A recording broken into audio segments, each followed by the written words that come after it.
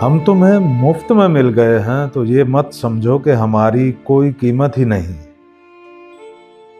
हमारी कीमत उनसे पूछो जिनके हाथ और दामन खाली रह गए हैं।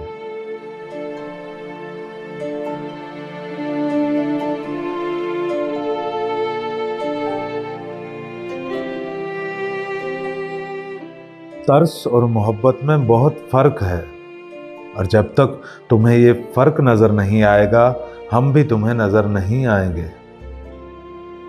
मोहब्बत हमारा हक समझकर हमें दो, तरस और हमदर्दी की ज़कात अपने पास रखो, हम अपाहज नहीं हैं।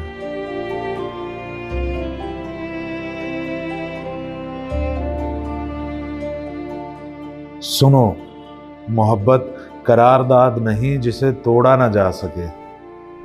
बोसे जबान के नीचे पड़े पड़े जहर बनने लगे तो उन्हें थूका भी जा सकता है। उंगलियों की पोरों में ठहरा हुआ लम्स दीमक बनकर बदन को चाटने लगे तो हाथों को तरके ताल्लुक की दीवार से रगड़ा भी जा सकता है।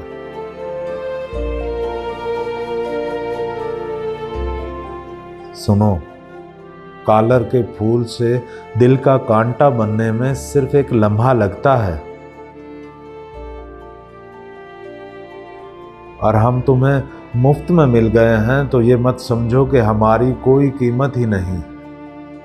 हमारी कीमत उनसे पूछो जिनके हाथ और दामन खाली रह गए।